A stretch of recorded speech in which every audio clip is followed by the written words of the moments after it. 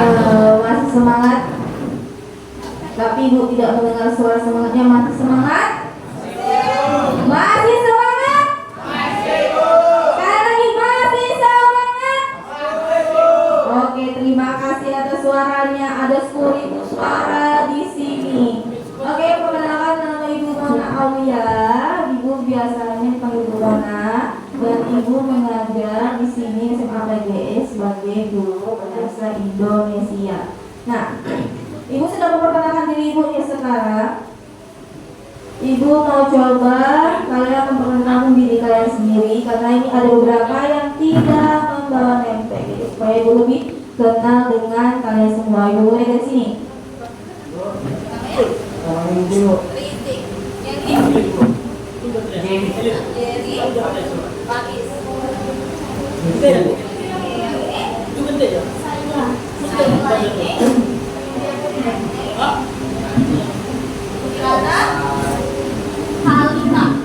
Halimah, ya.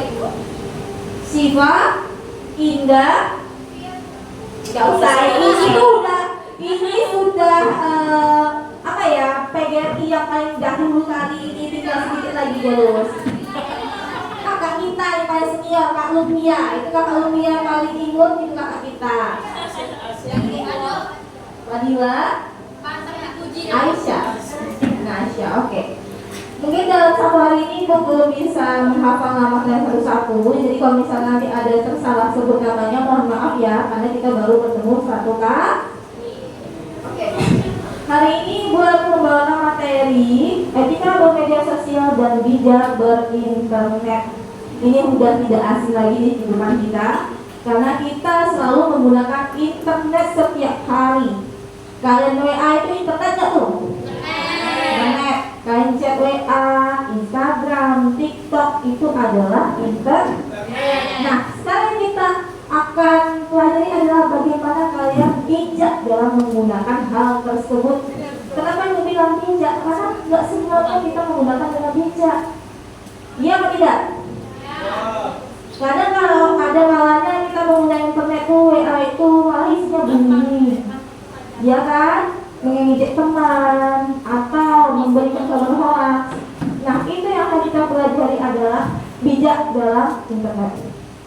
Pengantar dunia digital. Media sosial adalah jendela dunia yang luar biasa untuk mencari ilmu dan menyapa teman. Ya atau tidak? Kalau zaman dulu ya, zaman dulu kali kalau menyapa teman yang di ujung sana menggunakan surat. Sekarang ada lagi, kita menggunakan WA 5 detik langsung teng, ya kan? Nah, itu dia gunanya. Namun internet juga menyimpan bahaya seperti penipuan dan hoax jika tidak berhati-hati dalam menggunakannya. Sering nih kabar hoax itu udah lumrah kali dengan kita.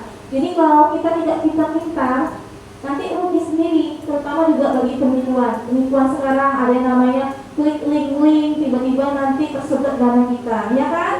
Tersedot scam namanya sekarang kan, scam. Rugi di kita, jadi kita harus bijak pintar dalam bermedia sosial. Cepat kali kakak ini. Sama ya Kak Halimah. Nah, ada formula emas sebelum mengetik, namanya think. Coba kita lihat dulu Kak Halimah. True. Apakah informasi atau komentarmu benar sesuai fakta? Nah, biasanya kalau kita lagi bermain TikTok, Instagram, siapa yang suka komentar-komentar, ada yang lagi viral artis tuh, kayak Sarwenda, ya kan? Sarwenda. Nanti ada komentar kalian tuh, nanti dia tidak membayar uang terlalu memperhati suaminya, katanya gitu kan. Tapi kalian belum tahu itu apakah benar atau tidak, ya kan? Nah, jadi kita harus informasi itu komentarmu itu benar sesuai fakta atau tidak. Kalau sekiranya kita nggak tahu tidak sesuai dengan fakta, nggak usah kita komentar, nggak usah kita komentari, tapi nggak penting, ya kan? Jadi kalau apapun itu, kalau misalnya di akun teman juga nggak usah dikomentari, oke? Kemudian ada helpful. Yang pertama ya tadi true, yang kedua ada help. Apakah kiriman tersebut membantu orang lain? Biasanya di TikTok Siapa yang sering-sering kirim-kirim link sampai ada api-apinya tuh? Kalau sering, itu ke April tuh. Yang sampai apinya ada, itu berarti sering sharing. Rizky juga sering. Nah, yang kayak gitu tuh. Kalau misalnya kayak sel-sel itu, kira-kira kayak sel itu bermanfaat apa tidak? Tidak. Kebanyakan hanya komedi-komedi, ya kan? Hanya candaan-candaan. Nah, coba kita bikin yang kita share itu adalah hal yang bermanfaat bagi teman kalian. Misalnya, contoh tata cara sholat duha. Kalian kirimkan ke Rizky, kirimkan ke Faiz. Faiz, coba lihat Faiz. Ini tata cara kita sholat duha yang benar.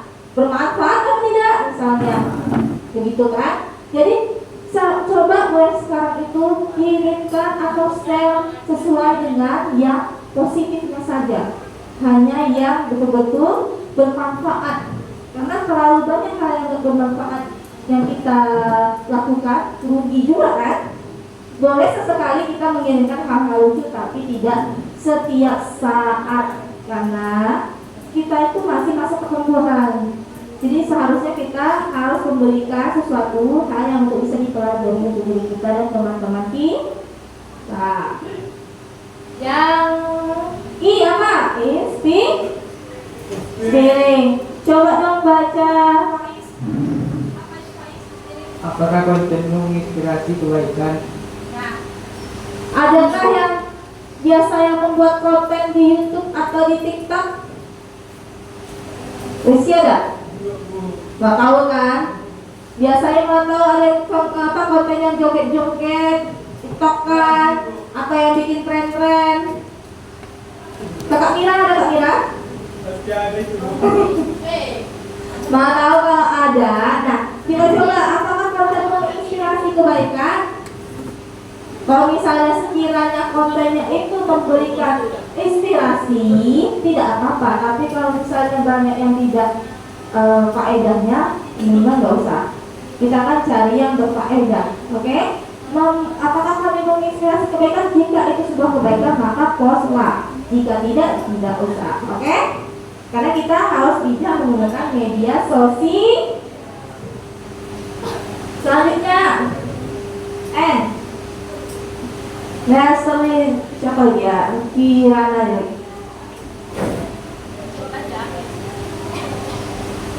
Apakah hal tersebut memang penting dibagikan? Apakah hal tersebut memang penting dibagikan? Coba ibu tanya sama Kirana. Kirana kalau membagikan sesuatu, melihat dulu nggak ini kira-kira penting atau enggak aku kirim sama teman?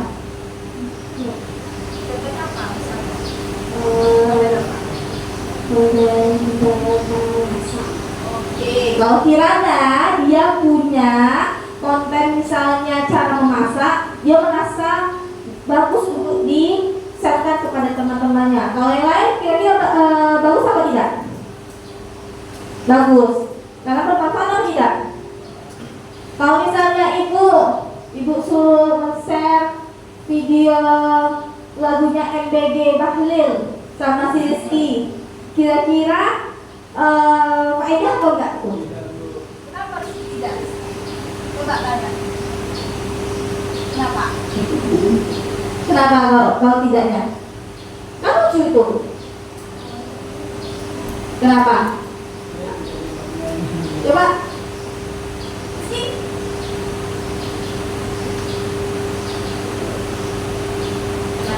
Rizky malu-malu. Kata Rizky tadi tidak menggunakan link adalah tidak bermakna.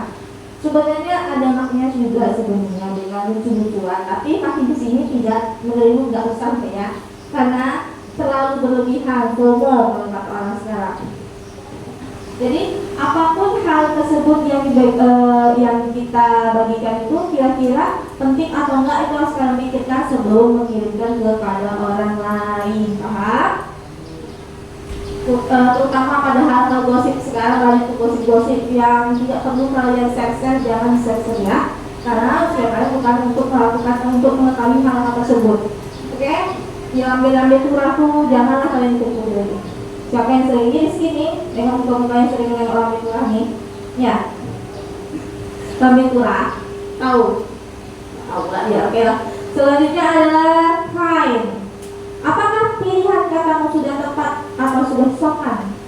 biasanya ini kita sering digunakan untuk misalnya kalau kalian mau mengecek guru ataupun mengecek orang yang lebih tua, kira-kira kata kalian udah sopan atau tidak? Pertama, apakah kalian sudah mengucapkan selamat pagi atau salam sama orang tersebut? Itu harus didahului kata itu. Ya kalau saya ibu mengecek guru, ibu bilang gini, Bu, besok ada PR nggak? Sopan apa tidak? Jadi yang sopannya seperti apa? Tunggu, ibu minta satu yang berani maju ke depan yang memberi contoh cepat. Ayo, nggak usah kira. Ayo, ini coba maju ke depan. Coba beri contoh cara chat yang sopan kepada guru atau orang tua. Assalamualaikum Bu. Izin bertanya, apakah ada PR? Oke, bisa seperti ini ya. Coba tepuk tangan dulu untuk siapa namanya? Salah. Terima kasih salah duduk. Jadi seperti itulah salah satu contoh untuk mengajak orang tua atau seorang guru. Kalau orang tua mau minta jemput, apakah kalian mengucapkan Pak, jemputlah sekarang gitu? Jadi lebih sopannya seperti apa? Coba kamu. Siapa namanya? Apa? Pak? Handi ya. Assalamualaikum Pak. Jemput Mas. Terima kasih Hani. Jadi lebih kurangnya seperti itu. Kalau misal kalian mau minta tolong, Assalamualaikum Ma atau Pak, adik udah pulang, jemput saya sekarang ya Ma. Oke, itu lebih sopan kan daripada kalian bilang Ma jemput hari ini, Ma jemput sekarang. Yang ada namanya mana aku capek-capek pada bilang gitu kan? Pusing namanya ini. Padahal kan kita jemput kok tiba-tiba dia pula yang ngurus kita gitu kan? Jadi harus ada sopan santun kepada orang lebih tua. Nah, ingat ada kata ping. Yang pertama kan? Yang kedua ada kaku. Yang ketiga ada SPD. Keempat ada nese. Yang kelima ada hai. Nanti di akhir ibu bakal nanya lagi, jangan sampai lupa. Kalau lupa, you have punishment. Kalau punishment, hukuman. Ibu kasih hadiah hukuman buat kalian. Jadi ingat, ada true, ada helpful, ada inspiring, ada nursery and kind. Kalau true apa tadi? Apakah? Apakah informasi itu benar sesuai dengan fakta atau tidak? Yang kedua ada helpful. Apakah kiriman? Apakah kiriman tersebut membantu orang lain atau enggak? Kalau nggak usah, nggak ada yang dibantu ya udah nggak usah. Yang ketiga ada kontenmu menginspirasi kebaikan atau tidak? Kalau sekiranya kontennya hanya joget-joget yang nggak jelas, berarti nggak usah di post, betul. Yang keempat ada apakah hal tersebut memang penting dibagikan atau tidak? Seperti yang tadi ada yang membagikan sebuah resep, ya nggak apa-apa karena itu adalah hal yang penting bisa untuk kita lakukan. Paham? Yang kelima ada kind. Kan itu apa? Apakah pilihan katamu sudah sopan apa tidak? Terutama adalah mengecek guru ataupun orang tua.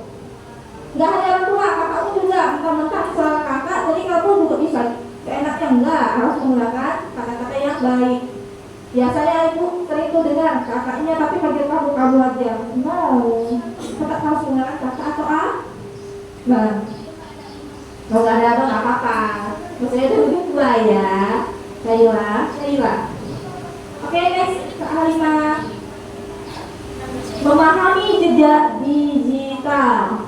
Jejak digital adalah seluruh rekaman aktivitas kita di internet, sekali foto, video, atau komentar unggahan tetap di dunia maya dalam waktu lama hampir mustahil dihapus total. Nah, ini hati-hati.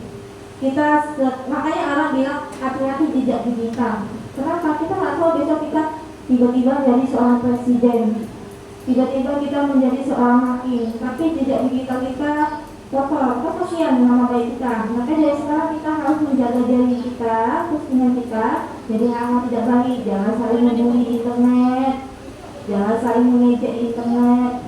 Oke? Banyak tuh kayak sekarang si ini yang lagi viral yang COC siapa namanya Gaza? Ada yang tahu? Gaza COC yang kesandung kasus. Nah, dia itu kan track recordnya ternyata buruk. Jadi ditanya tuh sekarang lagi buruk. Sampai kapanpun dia akan dikenal sebagai Gaza yang tidak baik, Gaza COC yang Gaza COC. Itu karena dia track recordnya berapa buruk gitu. Jadi tolong dijaga tangan-tangan kalian, jangan sampai menghina atau membuli atau berkomentar jorok atau kotor atau jahat di internet. Karena tidak bakal bisa dihapus. Nanti kalau dihapus kita hapus, tapi orang lain pasti screenshot. Nanti ujung-ujungnya larinya ke Twitter. Di Twitter langsung habis itu, oh yang ini viral, ini kasusnya ini, gitu kan. Habis semua kita. Nama baik kita tidak ada lagi. Boleh di next kalimat? Memerangi kabar bohong. Hoax. Apa Kak Jasmine? Hoax.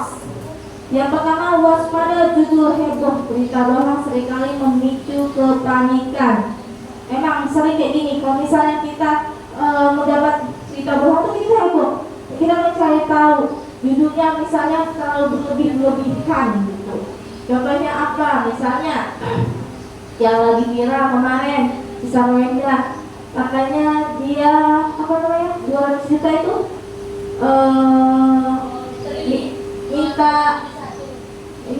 minta hak berdirinya sama si Ruben 200 juta.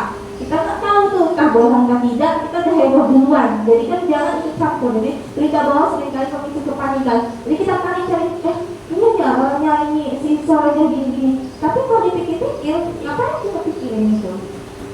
Artis ini artis kita nggak usah kita campur dalam urusan artis tersebut, oke? Jadi kalau misalnya waspada judul berita bohong seringkali bikin kepanikan, jangan kita cari tahu. Ya udah, kita nggak usah mengikut campur. Intinya nggak usah ikut campur, paham? Sering pahami? Yang kedua ada cek sumber resmi. Pastikan berita berasal dari lembaga terpercaya atau guru. Contohnya, kalau kita mau sumber percaya, kita melalui dari koran ataupun kayak Kompas. Apalagi CNN dari berita-berita TV One atau TV. Jangan kita cari sumber misalnya dari TikTok yang nggak jelas informasinya, yang kita ibu tadi lambe turai, itu hanya sebagai gosip insert. Tidak usah dari situ, karena situ belum tentu benar, belum tentu valid. Kita mencari yang valid. Yang valid otomatis berasal dari sebuah lembaga resmi berita. Kompas, Metro TV, TV One, lagi CNN, paham? Nanti kita seperti cari sumber yang valid. Apa aja sumber yang validnya tadi? Koran, terus dari TV One, terus Metro TV. Kalau dari insert tadi kira-kira benar apa tidak? Oh, insert dari gosip-gosip? Tidak, karena bukan berita yang valid. Stop di kamu, jangan ikut menyebarkan informasi yang masih meragukan. Kalau misalnya ada yang lagi viral yang sekiranya heboh, jangan disebarkan lagi. Belum tentu itu beritanya juga benar. Nanti takutnya kamu yang kena impas. Jadi kalau misalnya memang udah ada nih, oh walaupun benar nih, ya udah disebarkan, ya jangan kamu menyebarkan lagi. Sama halnya kayak kamu menyebarkan dosa. Itu kan sebuah berita misalnya itu berhubungan dengan viral atau gosip, misalnya jadi jangan kamu lagi si itu tuh ternyata kan tukang bully loh, ada beritanya si ini tukang bully dari SMK ini, nah kamu sebarkan ya kamu sebarkan, ya udah diam aja, oh berita ini, oh ya udah sampai aja, nggak perlu kamu sebarkan lagi.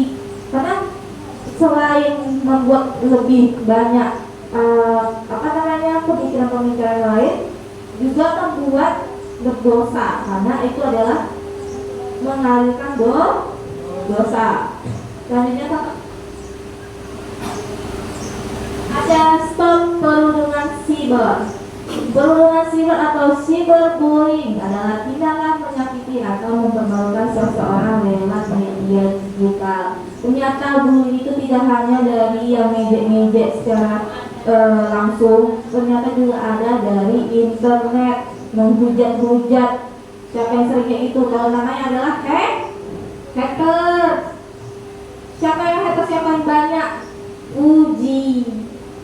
Puji adalah hackers yang paling banyak.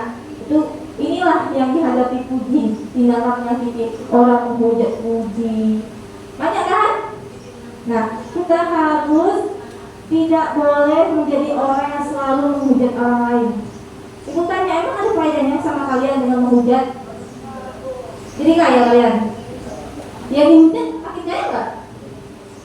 Iya, kenapa? Karena dia makin terkenal dan banyak dapat endorse. Kaliannya ngapain? Dapat dosa? Iya. Dapat hikmah ya doang. Masa kamu bilang, Puji kamu nggak cantik, kamu jelek. Ya udah sih, kenapa kalau jelek? Ya udah, ngapain kamu juga harus mengomentari hal itu? Sedangkan dia juga nanti makin banyak komentarnya, nanti makin naik dia, makin banyak endorse-nya. Kalian yang dapat apa? Nanti kalau misal makin tinggi namanya, kalian selalu menghujat dia, bisa-bisa jadi dia bakal nuntut kalian. Bisa kayak gitu, mau?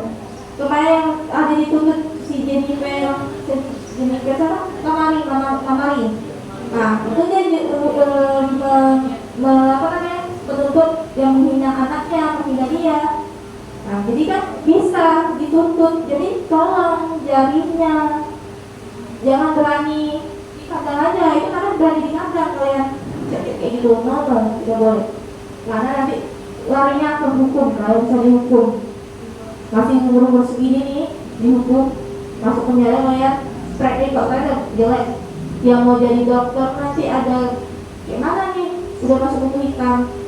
Yang mau jadi akmil gimana nih, udah masuk penjara, ya kan? Jadi jaga jari-jari kalian untuk tidak berkomentar yang buruk, yang jahat, baik ke aktif ataupun ke sesama teman kalian. Paling utama adalah sesama teman kalian. Biasanya nih, gue sering pernah ketemu, dia nggak suka sama temennya, tapi dia menghack komennya, komen di Instagram atau di TikTok temannya dengan menggunakan fake account. Sering tuh kayak gitu, Bu, lihat.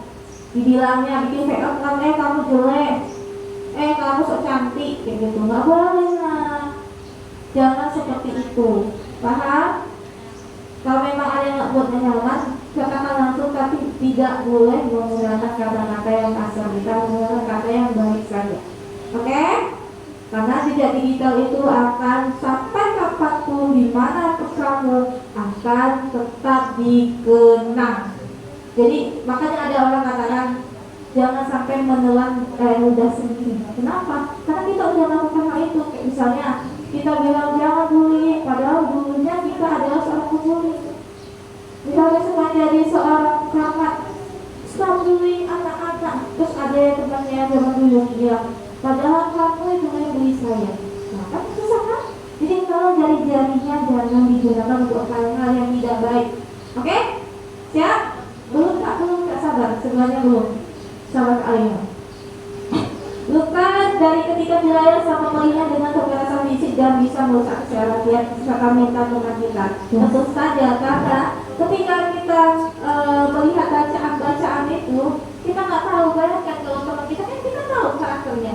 Ini kalau misalnya dari orang-orang lain kita nggak tahu, apalagi pakai hujat kita, apa nggak stres kita kan? Kalau stresnya susah juga sama kita sehari-hari kita belajar, kita terganggu, aktivitas terganggu. Jadi itulah gunanya kalau misalnya kita punya akal, sebaiknya nggak usah kita insya Allah tuh jangan berteman sama membuat orang itu tidak suka sama kita. Tapi kita nggak bisa juga mengontrol orang lain untuk tidak suka dengan kita. Tapi kita harus menjaga diri kita agar tidak seperti itu dengan mengatakan hal-hal yang tidak baik gitu. Selanjutnya kalimat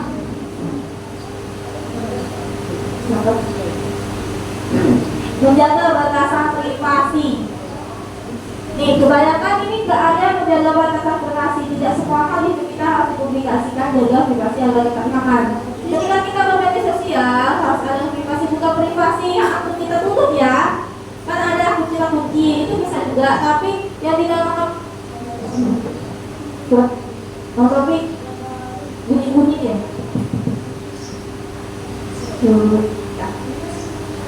Privasinya itu bukan privasi akun yang kalian kunci, tidak, tapi privasi lebih ke batas kalian pertemanan. Jadi kalau memang kan kita bermedia sosial kan dengan orang ramai kan, kecuali dengan satu kelas. Kita nggak tahu nanti dapat temannya dari Aceh, dapat temannya dari Jawa, dapat temannya dari Sulawesi, tapi kita nggak tahu siapa dia sebenarnya. Kita harus juga membatasi, misalnya pertama, rahasiakan identitas, jangan unggah alamat rumah atau nomor telepon. Nanti kita nggak tahu ternyata orang jahat, scam, preman dia, rumah kita, merampok, habis kita. Nah sekarang banyak yang namanya oversharing, terlalu banyak men-sharing suatu hal yang tidak ibaratnya itu adalah suatu privasi, jangan. Seperti nomor rumah, nomor telepon, jangan diunggah atau jangan disebarkan. Paham? Bisa dipahami? Hati-hati kalau misalnya mau nge-share sesuatu di media sosial. Kemudian jaga dokumen sekolah. Tindakan hindari memamerkan foto kartu pelajar atau rapor. Ini biasanya kalau kita lagi flexing, kita lagi sekolah di sini nih guys, tag sekolahnya, ya kan? Pakai baju ini guys, joget-joget TikTok. Perhatikan. Nanti kalau misalnya ada orang iseng, bisa ditemuin kalian di sekolah tuh pas pulang sekolah di dunia kalian. Aku nggak takut kalian. Itu dihindari hal yang seperti itu. Jadi makanya lebih baik kita privasikan, jangan terlalu berlebihan. Kalau misalnya kita mau posting, ya udah nggak usah posting kaki baju sekolah, nggak usah posting tag ini mana di situ. Karena takutnya terjadinya hal itu ketika kalian teriak pulang sekolah, di belakang orang udah ngikutin tuh scan. Nah, ayo kita langsung kalian enggak takut ya kan? Tahu nggak? Jadi hal itu yang harus kalian batasi. Jangan kalian terlalu berlebihan untuk posting sesuatu. Kemudian rapor. Kalau misalnya kalian posting rapor, aku jual satu nih guys, kan? Yang perhatikan semuanya tuh nilai-nilainya. Bisa aja tuh difoto sama orang, bikin jadi lagi. Jadi orang mau masukkan dokumen bisa, ya kan?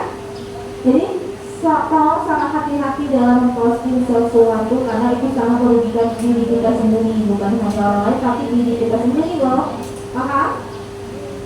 Coba ada apa aja tadi yang 3 tadi? Pertama adalah rahasiakan. Yang kedua, ketiga, coba apa tadi?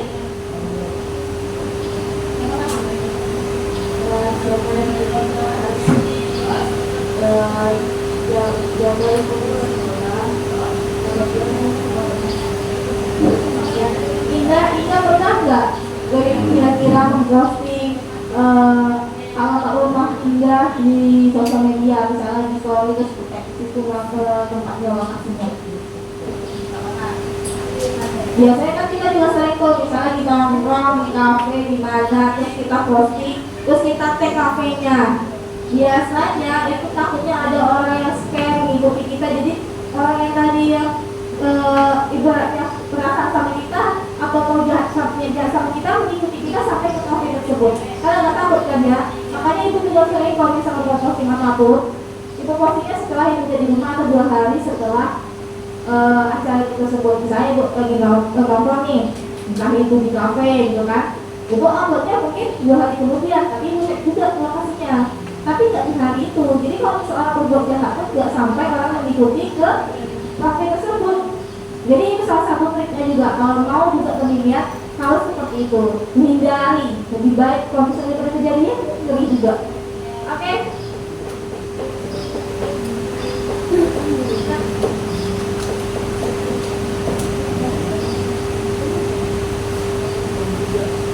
Ada tata cara mengirim pesan. Ini sama seperti yang gue katakan Jadi saat berkirim pesan kepada guru atau teman, gunakan salam pembuka. Sebutkan identitas, nama kelas secara jelas dan gunakan bahasa baku yang sopan. Hindari mengirim pesan melalui kalam atau menggunakan huruf kapital semua. Tadi siapa namanya nih?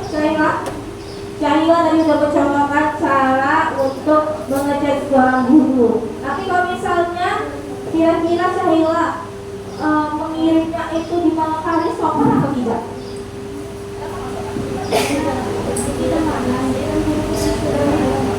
Jadi kalau misalnya mengirim pesan di malam hari sebaiknya dihindari. Kenapa? Karena itu adalah jam istirahat. Kira-kira kalau misalnya mengirim pesan PR juga jangan di malam juga, minimal siang atau sore. Kalian juga pasti mau tidur, kecuali kalau di sini mau begadang. Tapi tidak boleh begadang dan kita beristirahat karena akan mengganggu fisik kalian dan kebawasan kalian ketika saat ini pesan kepada guru atau teman gunakan salam pembuka. Misalnya assalamualaikum, selamat pagi, selamat siang, selamat sore. Sebutkan identitas namanya.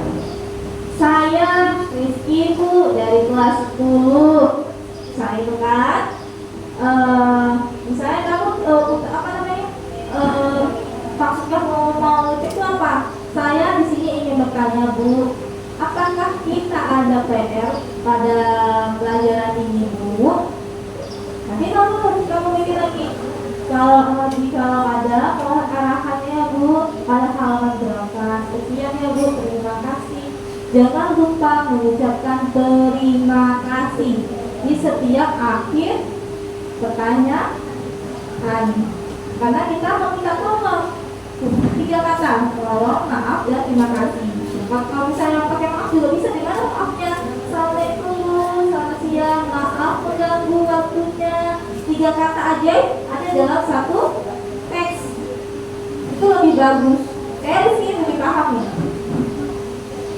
Jadi gunakan 3 kata aja. Pertama, assalamualaikum, selamat siang Ibu, mohon maaf mengganggu waktunya. Apakah kita ada PR pada mata pelajaran ini Bu? Jika ada, mohon arahkan di halaman berapa. Sekian Ibu, terima kasih. Udah, kirim dia. Kan? Tidak boleh kita mengatakan belum Pak, sabar. Tidak boleh kita mengatakan Bu, maaf Bu, walaupun ada mungkin dari kalian yang merasa sudah dekat nih sama gurunya, bestie banget nih, apalagi kalau mungkin guru Genzi ya kan. Tidak boleh kita melakukan kayak gini Bu, ada kayak Bu, apa nggak? Sedekat apapun kalian bestie sama gurunya, jangan menggunakan hal kayak gitu. Minimal salam. Jangan tiba-tiba Bu, apalagi yang banyak ya Bu, P, apa P itu? P apa gitu? Apa maksudnya P? Itu Ibu dapat P, Bu, di mana Bu? Gitu caranya. Itu saya bilang sedekat apapun kalian itu sama guru, jangan demikian. Nggak sopan. Minimal assalamualaikum Bu, di mana? Ini P. Kawan kalian saya nih. Jangan sama kalian itu jangan demikian, nggak sopan. Kita kan punya salam. Selamat pagi, selamat siang, selamat sore. Kalau enggak, assalamualaikum. Kalau enggak, pagi Bro, pagi sis. Tak ulang P, susah kali bikin pagi guys. Sampai doang. P. Ada aja. Jangan buat kayak gitu ya. Terutama dengan guru tidak sopan. Minimal pakai salam. Sedekat apapun kalian sama gurunya, seakrab apapun kalian sama gurunya, sebesti apapun kalian sama gurunya, tidak boleh. Kedapatan kalian awas ya besok ya. Jangan demikian. Terus hindari pengirim pesan larut-larut menggunakan huruf kapital semua. Kenapa nggak boleh kapital? Karena kapital itu identik dengan kita marah, ya kan? Kalau misalnya kita boy di mana, pakai kapital semua, boy di mana, itu kita dapat baca tuh sana lagi marah gitu ya kan? Di mana? Pakai huruf di mana kalian, ada suruh lebih marah kali dia. Jadi kapital itu dihindari untuk jangan sampai ibaratnya kita baca kayaknya lagi marah nih. Kan gak sopan, oke? Saya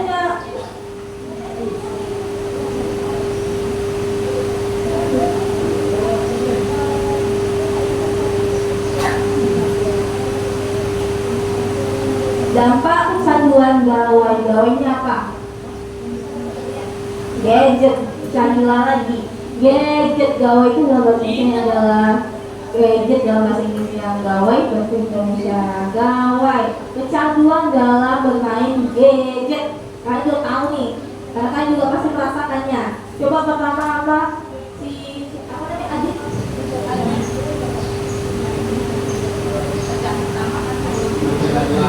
Untuk ayat al-Fatih merusak ayat peminatkan.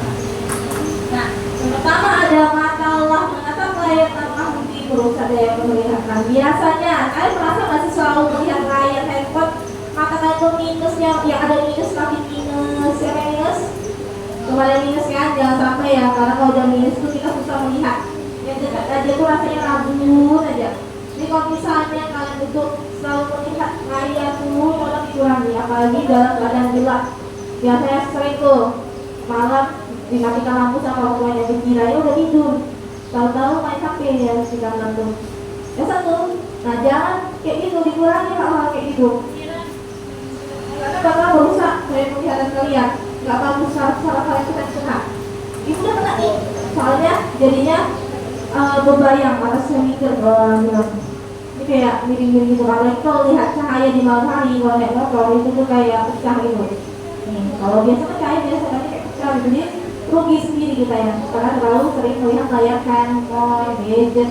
Gadget tuh gak punya hanya handphone aja ya, komputer, tablet, laptop itu termasuk juga dengan layar-layar yang mengandung radiasi. Itu nggak boleh tuh, dikurangi. Jangan sampai kalian tuh minus atau nggak bisa melihat gara-gara hal itu.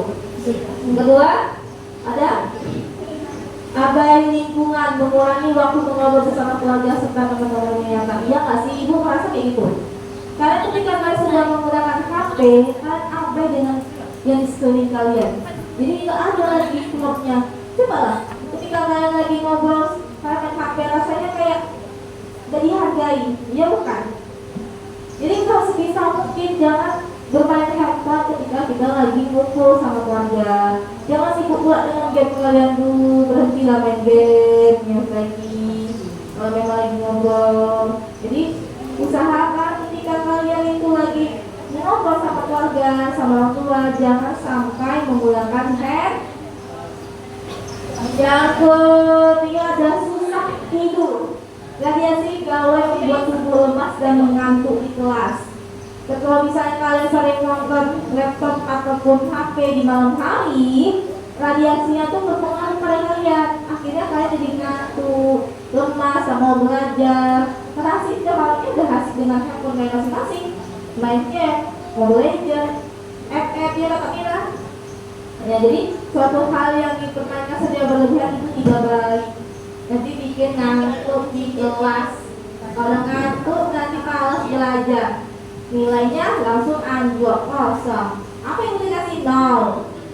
Bodoh semua nilainya. Gak naik kelas, bingung, susah, kan rugi sendiri. Yang ketiga ada asik, bapak ada asik sendiri, mengurangi waktu ngobrol bersama keluarga. Ini juga nih. Kalau misalnya kita ada di rumah, pulang sekolah, karena seharian kita nggak pegang handphone di sekolah, pulang sekolah, ambil HP, langsung masuk kamar, udah main HP. Kapan ngobrol sama orang tuanya? Kita nggak ada interaksi sama orang tua emangnya. Saya tanya, saya kayak kemarin ke FPLS pertama, pasti setidaknya kita harus ceritakan gimana pengalaman FPLS hari ini, apa aja yang didapat. Itu tuh nggak terjadi ketika kita sudah memegang handphone, kita sudah sibuk dengan handphone sendiri. Ya kan Kak Mira? Kak Mira, kasih kira. Ini adalah contoh-contoh kakak-kakak yang rajin di sekolah jarang menggunakan HP. Jarang menggunakan HP. Nah, selanjutnya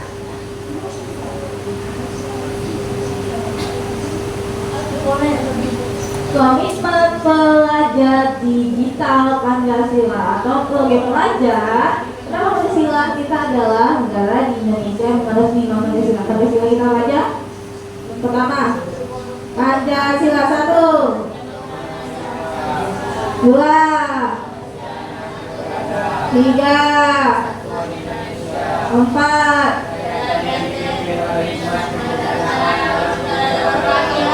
5,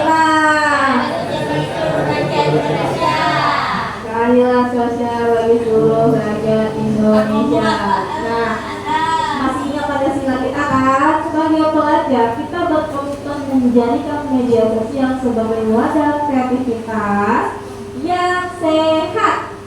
Kita berjanji untuk saling menghormati perbedaan pendapat dan aktif menyebabkan konten positif demi kebaikan bersama. Jangan sampai kontennya tuh berbau yang rasis tuh apa, saling mengejek misalnya. Maaf, ada temannya dari Papua, kalau ejek, ih bukan jelek-jelek tuh. Nah, ini kan. Nah, no, kita semuanya itu sama. Jadi kan kalau kita berbeda-beda tapi tetap satu.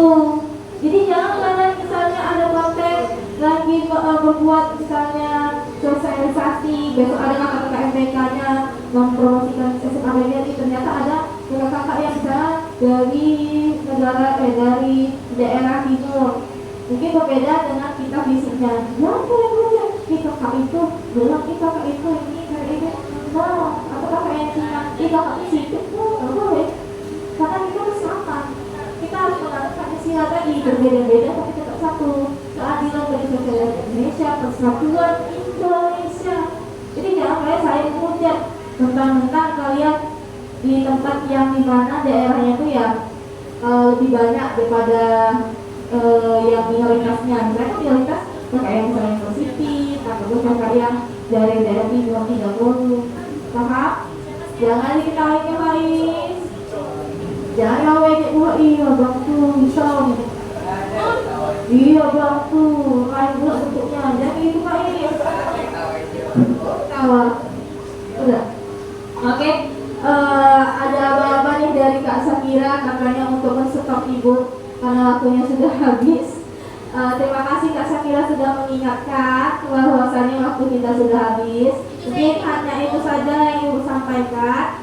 Kalau lagi ada tadi apa? True.